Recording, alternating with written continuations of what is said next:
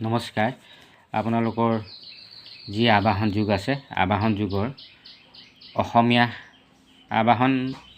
অসমীয়া সাহিত্যৰ বৈশিষ্ট্যসমূহ লিখক বা অসমীয়া সাহিত্যলৈ আগবঢ়োৱা আবাহনৰ বিভিন্ন ধাৰাসমূহৰ অৱদানৰ বিষয়ে আলোচনা কৰক।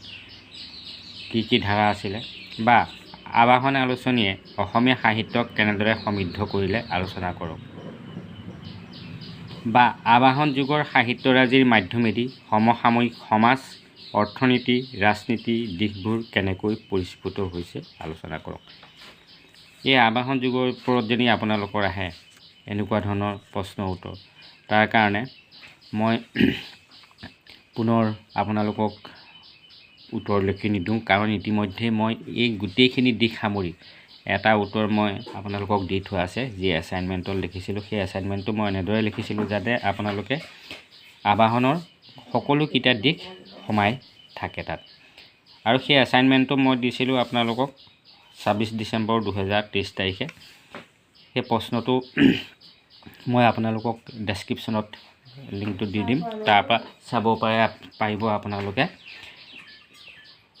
তাত সেই প্ৰশ্নটোৰ উত্তৰটো প্ৰায় আপোনালোকে অসমীয়া সাহিত্যৰ বৈশিষ্ট্য আবাহনৰ, অসমীয়া সাহিত্যলৈ আগবঢ়োৱা আবাহনৰ বিভিন্ন ধাৰাসমূহৰ অৱদান, এই ধাৰাবোৰ মই লিখি থোৱা আছে তাত।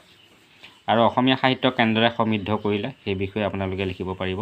আৰু আবাহন যুগৰ সাহিত্যৰাজিৰ মাধ্যমেদি সমসাময়িক সমাজ, অৰ্থনীতি, ৰাজনীতিৰ দিশবোৰ কেনেকৈ পৰিস্ফুট হৈছে, এইখিনিয়ে আচলতে বৈশিষ্ট্য হয়। আবাহন যুগৰ যেতিয়া বৈশিষ্ট্যৰ কথা আহিব, আপোনালোকে এইখিনি সেই প্ৰবন্ধটোত মই সোমোৱাই থোৱা আছে, সেই প্ৰশ্নটোত সেইটো আপোনালোকে চালে হ'ব।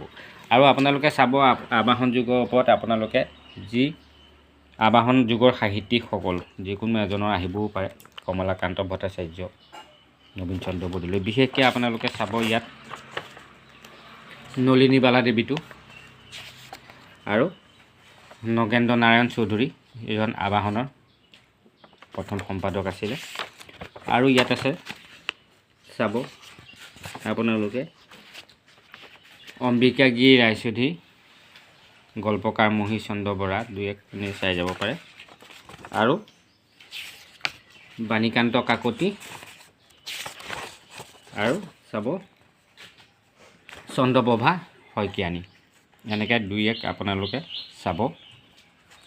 আবাহন যুগৰ কেইজনমান সাহিত্যিক দেখা গৈছে যে আবাহনো আছিলে, তাৰ পূৰ্বৰো আছিলে চিনাকি যুগতো। আপোনালোকে যদি গোটেইকেইজনৰ কেইটামান যুগত থাকে, এজনৰ চালেই হ'ল, তেতিয়া আপোনালোকে লিখিব পাৰিব। মাত্ৰ তেওঁলোকৰ সাহিত্যৰাজিৰ ওপৰত আপোনালোকে লিখি দিব। আবাহনৰ যিকোনো এনেকুৱা ধৰণৰ প্ৰশ্ন উত্তৰৰ কাৰণে মই ডেছক্ৰিপশ্যনত যিটো দি থৈছোঁ প্ৰশ্ন উত্তৰ, সেই ভিডিঅ'টো আপোনালোকে চালেই আবাহনৰ ওপৰত যিকোনো প্ৰশ্ন উত্তৰ কৰিব পাৰিব। ধন্যবাদ।